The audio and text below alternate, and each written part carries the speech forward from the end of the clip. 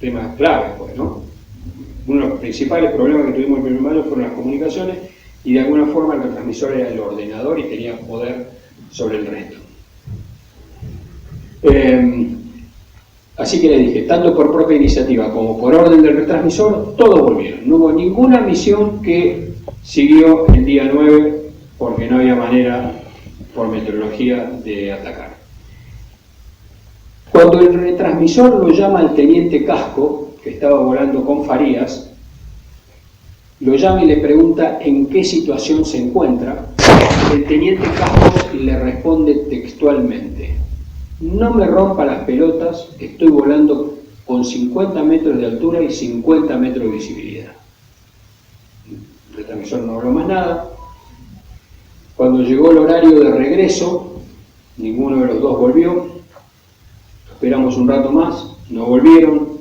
Nos fuimos a la torre de vuelo, nos repartimos los cuadrantes de la torre para agudizar cada uno su vista en un sector, y andaba mirando para todos lados, cada uno tenía un sector, a ver si encontraban un punto en el horizonte que estuvieran volviendo.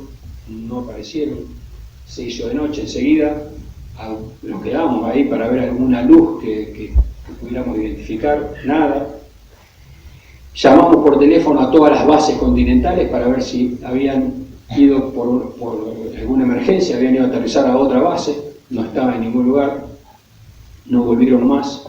Estas fueron las primeras 2 pérdidas de nuestro escuadrón, que a su vez eran de mi escuadrilla. O sea que a partir del 9 de mayo quedamos con la mitad de la escuadrilla. Quedó García y quedé yo. ¿Qué pasó con el teniente Casco y el teniente Farías? Por muchos años no supimos qué pasó. Si bien presumíamos por la meteorología que podían haber tenido un accidente, una gran probabilidad, no teníamos la certeza, también lo podían haber derribado. Muchos años después, los ingleses, recorriendo las islas, encontraron en la isla Jason la Grande, que es esta isla que está acá, encontraron restos de un avión A4C impactado y restos humanos. Los restos humanos los recuperaron y los conservaron, y después de un tiempo, que cuando se empezó un diálogo un poco más fluido con Inglaterra, avisaron y mandaron los restos al continente. Los recibimos en Aeroparque, les rendimos honores como soldado desconocido, se los sometió a un análisis de ADN, y un mes después aproximadamente el resultado del análisis dijo que los restos pertenecían al teniente Casco. Su familia decidió que los restos del teniente Casco volvieran a las Islas Malvinas, así que un mes después de llegar lo despedimos como piloto de la Fuerza Aérea caído en combate. Volvieron a Malvinas y hoy están enterrados en el cementerio de Darwin. Así que, como les dije, nos quedamos con media escuadrilla. Entre el día 9 de mayo y el día 21 de mayo fue un periodo de meteorología mala, así que hubo menos misiones de combate que sacó la Fuerza Aérea para atacar eventuales blancos que aparecieran en el mar, porque todavía no habían desembarcado.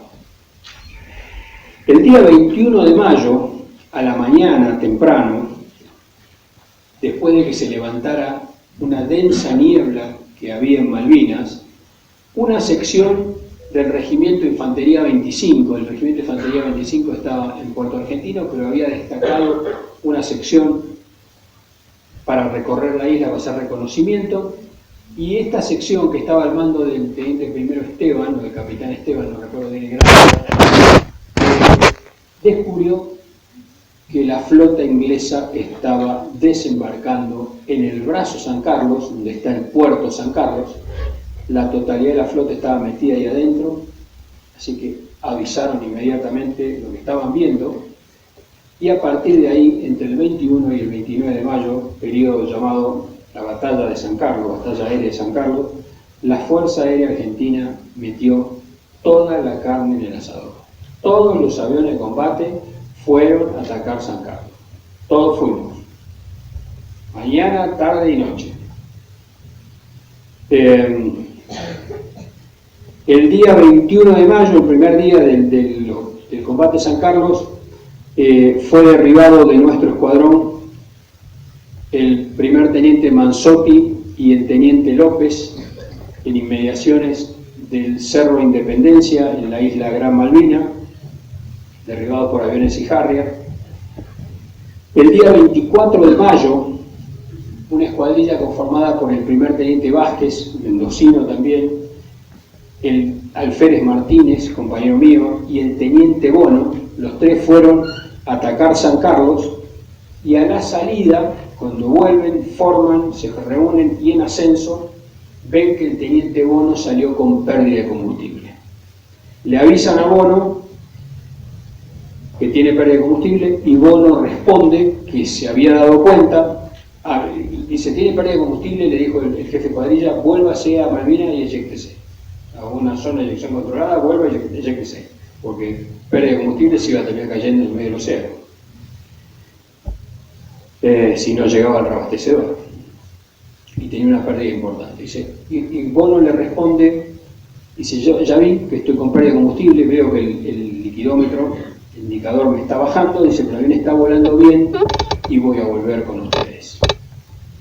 Enfrentaron el oeste para volver a San Julián, era en ascenso, y en un determinado momento el avión de Bono comenzó un viraje a la izquierda, lo llamaron, le preguntaron qué le estaba pasando, no contestó, siguió a la izquierda y en descenso, lo volvieron a llamar, empezaron a gritar, le empezaron a gritar para ver qué era lo que le pasaba, le dijeron que se eyecte varias veces, eyéctese, nunca contestó, el avión siguió, impactó contra el agua.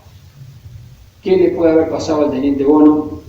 Suponemos, sabíamos que le habían pegado, o sea que salió con avería, estaba perdiendo combustible por eso. Suponemos que o algún proyectil le haya pegado, o alguna esquirla de alguna munición explosiva le haya pegado a él en el fragor del combate, y con la adrenalina arriba a pleno, no se dio cuenta. Y cuando entró en la calma del regreso, ya fuera del peligro de la zona de combate, se relajó, ha perdido sangre, perdió irrigación en el cerebro, se debe haber desmayado y al perder el conocimiento perdió el control del avión. Eso es lo que suponemos lo más factible que haya sucedido con el teniente Bono. El día 25 de mayo, Día de la Patria, nos llegó una orden a lo que era mi mitad de la escuadrilla, con otros dos, para atacar San Carlos. La escuadrilla quedó conformada por el capitán García y yo, nos ponían siempre juntos, como eran los dos que habían quedado, en el plan de vuelo ponían García y Isaac juntitos, y después nos metían otros dos. Entonces esta escuadrilla quedó conformada por el capitán García, el Férez Isaac, el teniente Paredi y el teniente Lucero, los cuatro. Y teníamos, como le dije, que ir a atacar San Carlos. Cuando estábamos yendo en la camioneta desde el aeropuerto hacia los refugios para ir a nuestros aviones, y el capitán García iba adelante y nosotros tres íbamos atrás, y le digo al capitán García, señor, tenemos un problema. Y García de adelante no, se aguanta y me dice, ¿qué problema tenemos, Fede? Digo, mire, el teniente Lucero es más antiguo que yo y está de número 4. Y yo, que soy más moderno que él, estoy de número 2, a mal. Y dice, ¿eso qué problema? Ningún problema, dice que Lucero venga de 2 y usted vaya de 4.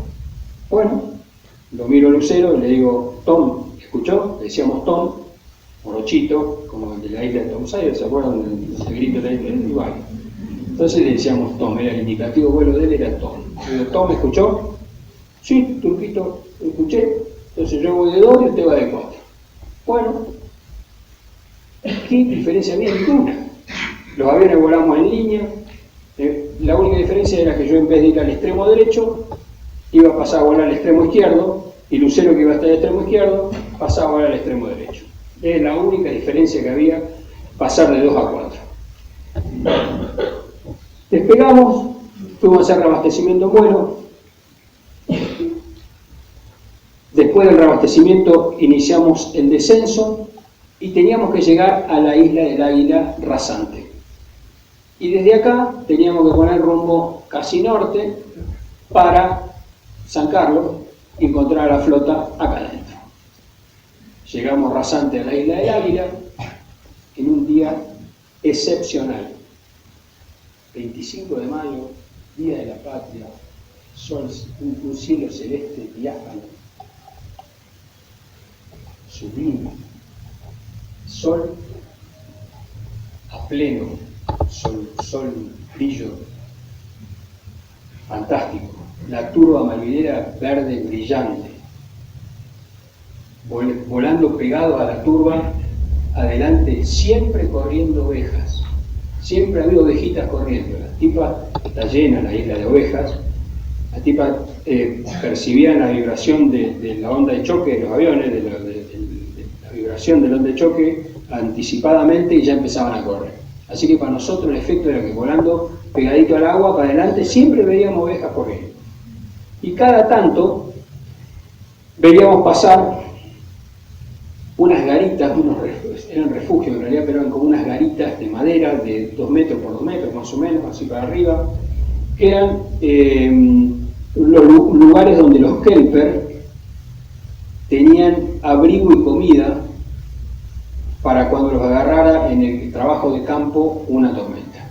Entonces los tipos ya tenían el mapa de los refugios estos y ahí se quedaban hasta que pasaba la tormenta. Y nos sirvieron a los pilotos que se eyectaron, algunos hicieron supervivencia en esta casucha que les digo, en estos refugios.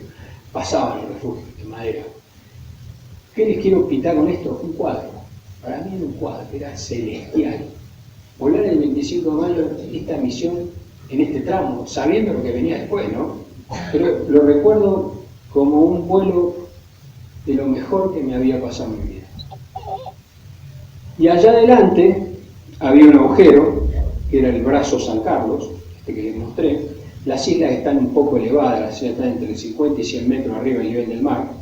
Entonces todo accidente geográfico está metido adentro. Entonces uno va volando en la meseta de la isla arriba, cualquier orografía marítima está metida adentro. Así que lo que veían al fondo era un agujero.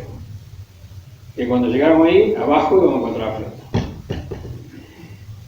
Así que fuimos los 4, llegamos al borde, cuando llegamos al borde de ese agujero, que era el brazo San Carlos, cuando veníamos así, bajamos la nariz, una ferretería abajo. Yo digo que había como 100 barcos, pero no había 100 barcos, había 20, 30 por ahí, había unos cuantos, pero me parecía que estaba forrado de barcos ahí abajo. ¿Qué había que hacer? Poco tiempo, o sea, ni se imaginen que el jefe podía decir, usted va tal, el otro va tal, nada. Bajaba la nariz, cada uno elegía uno y se le tiraba. Y yo bajé la nariz, estaban los otros 3 a la derecha, bajé la nariz, vi un barco grande, adelantado y solo, de combate, un buque de combate, y dije, este es mío. Le bajé la nariz y me le tiré. Y apenas bajé la nariz y me le tiré al barco, nos tiraron hasta con la zapatilla. Munición trasante y explosiva en todo el sector del brazo San Carlos, saliendo de la flota y de las orillas de la playa. Me le tiré al barco, tiré cañones, me salieron 120 proyectiles, excepcional. Los cañones a cuatro son malísimos, cañones que son para pum pum y se trababan, y me salieron 120 chungos, la gloria. Llegué, bajé, y cuando llegué al barco me puse rasante, apreté el botón de bomba, pasé por arriba, me pegué a la colina que estaba enfrente, como le dije, había altura, digamos, me pegué a la colina, y cuando llegué a la cresta de la colina, ¡pum!, me tiré del otro lado y dije, salvado. Salí por atrás, viraje a la derecha, rumbo a Puerto Argentino, esa era la navegación. Rompí silencio radioeléctrico y dije, el 4 salió sin novedad. Paré y que era el 3, dijo, el 3 salió sin novedad, y ya estoy rumbo a Puerto Argentino. García, que era el 1, dijo, el 1 salió, tengo la luz de hidráulico de utilidad prendido, es una luz de emergencia del avión, no es quemante, pero le está indicando que tiene un problema hidráulico, que es un circuito importante del avión. Dice, y dijo, pero el avión está volando bien, así que yo también vuelvo. Lo llamamos al Tom, no contestó. 2 veces lo llamamos, no nos contestó. Volvimos a llamarlo a García para ver cómo había evolucionado su emergencia, y García nunca más habló. Así que volvimos con Paredi solos a San Julián. ¿Qué pasó con Lucero? ¿Qué pasó con García? Lucero, y lo que les voy a contar ahora es lo que él cuenta, se eyectó y se salvó, y él, los que se eyectaban, después que los reponían, lo arreglaban un poco, los mandaban a las bases para que nos contaran qué les había pasado, sobre todo para ver cómo habían supervivido, qué elementos era mejor llevar en el equipo de supervivencia y cuáles no llevar. Nos dieron muy buenos datos de lo que pasaba cuando se eyectaba, que era lo que más nos preocupaba.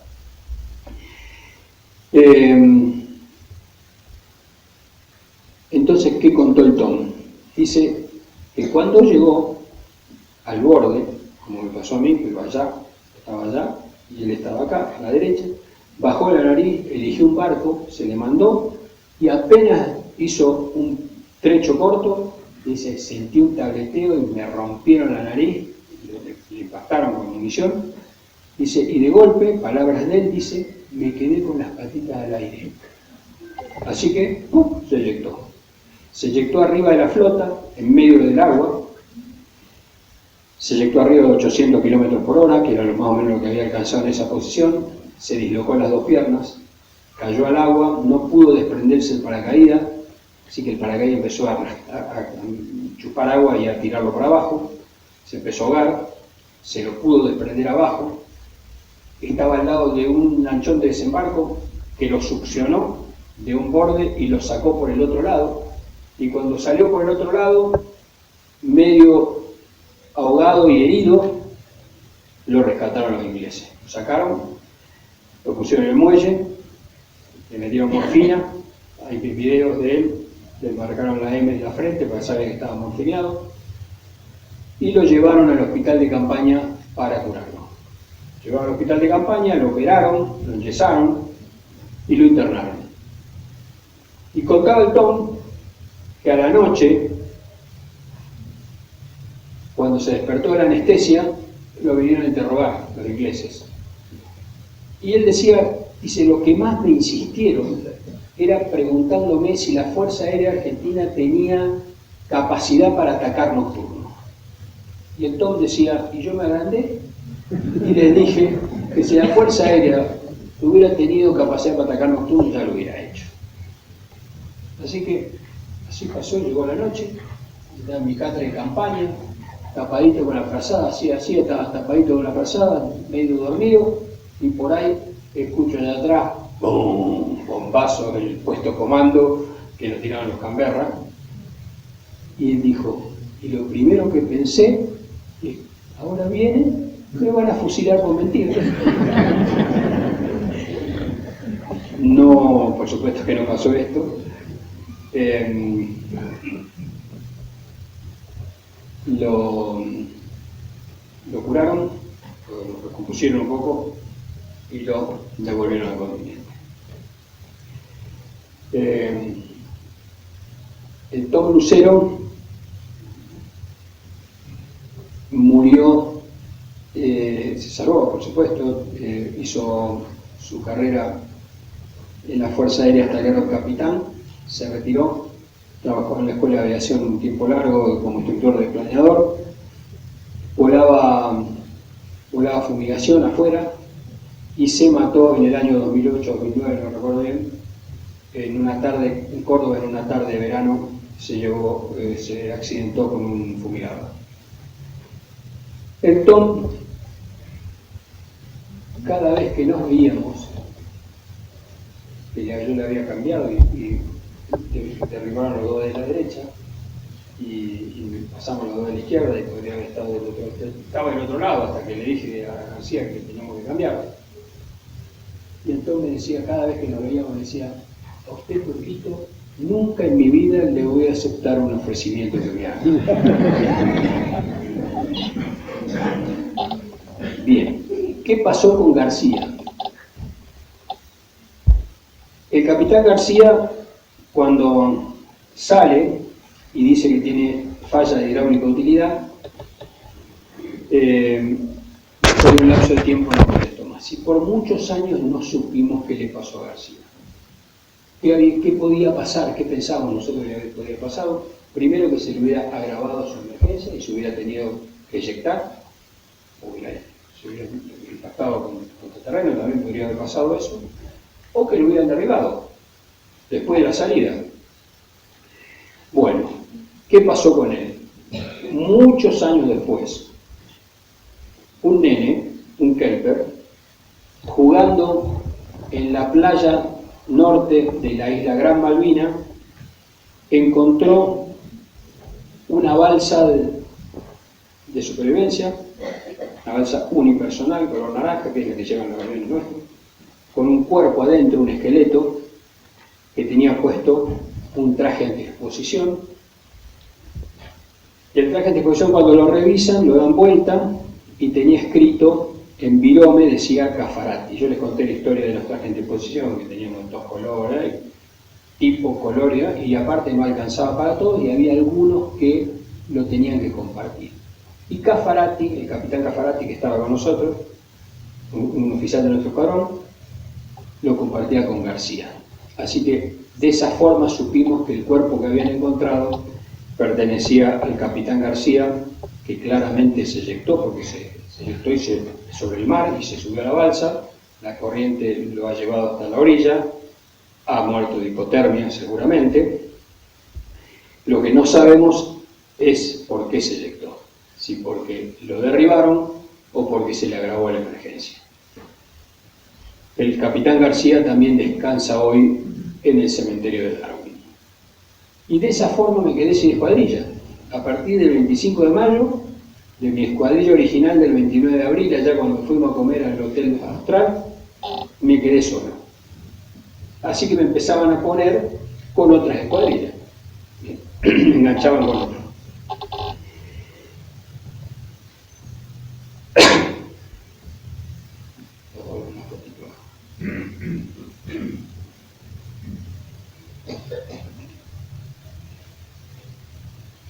Bueno, estos son efectos de bombas lanzadas por la Fuerza Aérea en buques ingleses.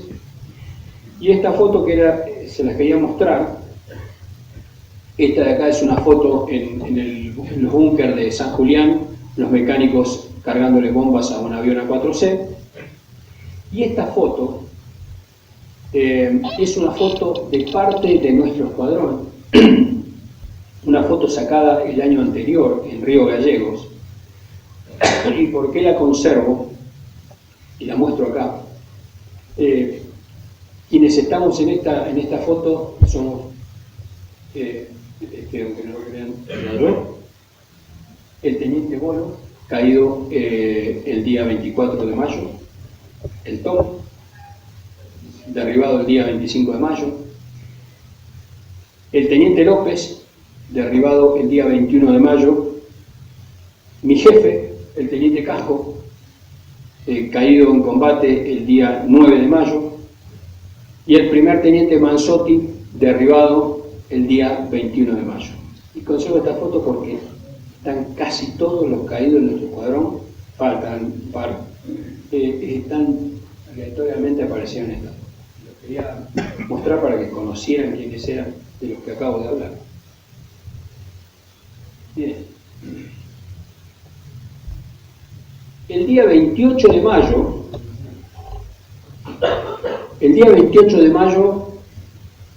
me tocó cumplir otra misión de combate. En una escuadrilla, integrando una escuadrilla compuesta por 5 aviones, integrada por el capitán Caffarati de jefe, yo de 2, el primer teniente Castillo de 3 y atrás venía el teniente Paredi y el teniente Sátara. ¿Y qué teníamos que hacer? Teníamos que ir a atacar un barco que estaba unas 100 millas al norte, unas 100 millas al norte de las Islas Malvinas. El barco andaba por acá. Así que salimos los 5 aviones, hicimos reabastecimiento en vuelo, pusimos rumbo norte, por ahí, a buscar la posición donde teníamos que encontrar un barco. Nosotros nos daban coordenadas, cargábamos las coordenadas y allá íbamos. Cuando llegamos al lugar, no apareció ningún barco.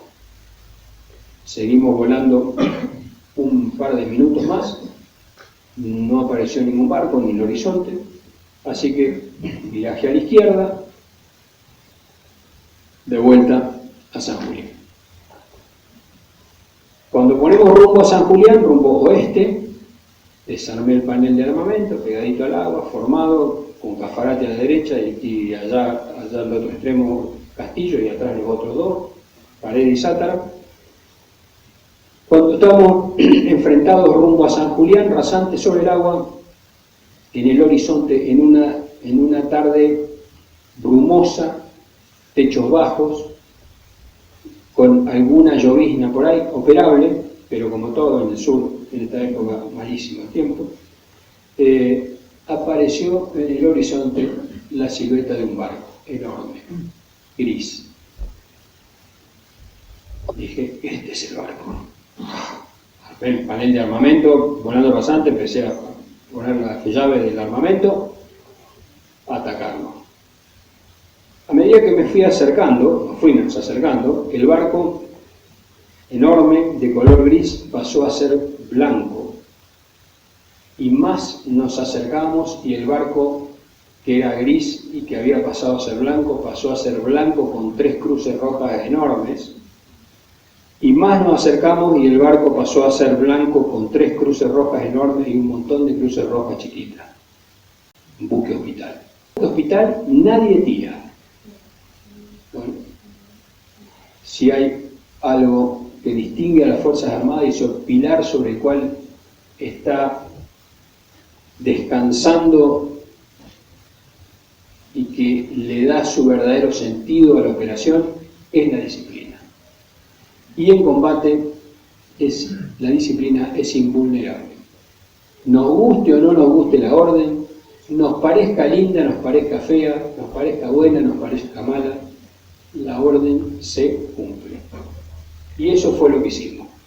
Contra el pensamiento interno que podría tener cada uno, como el mío que les cuento, cumplimos la orden, no tiramos, pasado por arriba el barco, lo recuerdo perfectamente, la baranda, el barco estaba navegando hacia el norte, nosotros hacia el oeste, se iba para allá, y así que le pasamos por la baranda de la derecha, del estribor que le dicen, lleno de muñequitos agarrados del borde de la baranda, con los chalecos salvavidas naranjas, que tienen mayor jerarquía, mayor edad, más experiencia, más madurez, más conocimientos. ¿Y esto, en qué redunda todo esto? ¿Cuál es el final de todo esto? Que los jefes, por todo lo que acabo de decir, tienen la capacidad de tomar decisiones rápidas, más acertadas que la que tomaría uno que no es el jefe, como yo. El capitán Cafarati le evitó a la Fuerza Aérea haber perdido todo el prestigio que hasta el día de hoy disfrutamos, entre comillas, por la actuación de la Fuerza Aérea, ese prestigio que trascendió al mundo, hubiéramos perdido totalmente, sin poder justificar un crimen de guerra injustificable. A nosotros también, a los integrantes de la escuadrilla, nos ahorró de haber estado por todos los tribunales del mundo tratando de dar explicaciones de lo que era inexplicable. Crimen de guerra que no tenía explicación. Todos veíamos bien las cruces rojas y sabíamos qué era lo que teníamos que hacer. por último, y tanto o más importante que lo que acabo de decir, es que en ese buque, hospital, que era el Uganda, buque inglés Hospital Uganda, en ese momento, del día 28 de mayo a la tarde, estaban trasladando heridos y prisioneros argentinos desde Malvinas hacia el continente. Y entre ellos, ¿quién estaba? El Tom Lucero. Muy bien.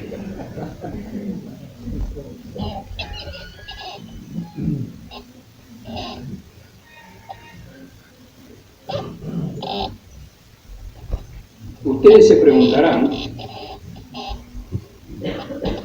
cómo hacíamos o cómo hacía la Fuerza Aérea para designar a las tripulaciones que tenían que cumplir las misiones. Cada escuadrón tenía su propio método, su propio sistema. Por ejemplo, los A4B, el sistema de armas A4B, que eran muchos más que nosotros, tenían 12 escuadrones. Nosotros teníamos uno, ellos tenían 12 escuadrones A4B. Entonces, un escuadrón entraba de turno un día y agarraba todas las misiones que se ordenaban ese día, si había, y el otro escuadrón descansaba. Y al otro día cambiaban, ¿no? Así que, día por medio tenían un descanso. Otros escuadrones tenían el sistema de que el que volaba una misión de combate real iba a la cola y hasta que todos no cumplían una misión, ese no repetía. Nuestro escuadrón, que era un escuadrón chico, escuadrón que desplegó con 16 aviones y 20 pilotos, y que ya a esta altura nos habían derribado 7 aviones y teníamos 6 muertos ya. En el sistema de nuestro escuadrón era 2 escuadrillas de turno a la mañana, 2 escuadrillas de turno a la tarde. Y al día siguiente cambiaba. Los que habían estado a la mañana pasaban a la tarde y los de la tarde a la mañana. Síntesis, todos los días entrábamos de turno. ¿Y por qué tiene importancia lo que estoy diciendo? Porque estar de turno era el periodo más complicado de nuestra vida diaria en la Guerra de Malvinas. ¿Por qué? Porque aparte de combatir contra los ingleses, cada uno de nosotros tenía un combate individual para dominar al miedo, que todos lo teníamos, y que había que buscarle la vuelta para meterlo en el bolsillo y tenerlo dominado, y que el miedo primero no hiciera que tomáramos decisiones incorrectas, y para mí, fundamental era que ninguno de mis compañeros, que eran la patria, mis compañeros eran para mí la patria. A veces hablamos de la patria y es un término bastante etéreo, difícil de explicar y muy fácil de sentir. Para mí la patria eran mis compañeros del escuadrón y mi hogar era San Julián y no tenía ninguna frontera más allá de eso. Y a esos tipos que para mí eran la patria yo les tenía que demostrar todo el tiempo que yo tenía los atributos bien colocados para cumplir con las misiones que tenía. Y que ninguno se le pasara por la cabeza que se diera cuenta que yo estaba con miedo. Y de esa manera más o menos la piloteé. Pero el periodo más crítico, como les dije, era el periodo de la vigilia. El periodo en el cual uno entra de turno, porque está en el plan de vuelo, y dice, a partir de tal hora entra de turno este grupo. Y en ese tiempo, si sonaba el teléfono a magneto, un teléfono alámbrico, estaba arriba de un pupitre, y que solamente sonaba si venía una misión. Así que estar de turno y escuchar ese teléfono, esa combinación era letal. Volaba la adrenalina, estrés máximo, y a partir de ahí empezaba a bajar el nivel de estrés y el miedo. Cuando uno empezaba a planificar, bajaba el nivel de estrés. Cuando iba al avión, menos. Cuando me subía al avión, menos. Cuando ponía en marcha, casi nada. y cuando cerraba la cabina se le acababan todos los dolores. Puro trabajo. No tenía más miedo, lo único que tenía que hacer ahí adentro era trabajar. Que hay laburo adentro de una cabina de esta, en combate, que lo tiene a uno muy ocupado. Entonces, no estar de turno era un activo importantísimo. No estar de turno significaba que uno tenía boletito de un día más. Entonces les conté cómo eran nuestros cuadros, mitad de la mañana, mitad de la tarde. Pero había una excepción. Si alguien había volado una misión el día anterior, al día siguiente no lo colocaban de turno. Y como yo había volado el día 28 a la tarde, al buque hospital, sabía que el día 29 no me iban a poner de turno. Entonces yo venía el día 29 feliz y contento porque ese no era mi día. Ese día yo presumía que el Creador no me lo tenía anotado para mí. Así que llegué a la mañana del 29 con toda la tranquilidad del mundo, el tipo que tiene dominada la pelota. Me tomé unos mates de desayuno, me comí unos bizcochitos que estaban espectaculares, que estaban en una lata como las de antes, con el agujero, el vidrio adelante para ver hasta qué nivel teníamos bizcochitos, todo para nosotros. Así que vamos bizcochitos, mate, desayuné, y como no era mi día, ¿qué tenía que hacer? Iba a dormir una siesta. Entonces me fui a la enfermería, que estaba pegada a operaciones, una sala grande, llena de catres de campaña, con su manta arriba cada uno, donde no había ningún enfermo ni ningún herido. Era el lugar especial para dormir la siesta. Así que fui, con la alegría del que nada teme, me acosté y me puse a dormir la siesta en media mañana. Como a las 10 de la mañana, vino un soldado, abrió la puerta de la enfermería, vino un soldado, me despertó y me dijo: señor, lo llama el primer teniente Ureta.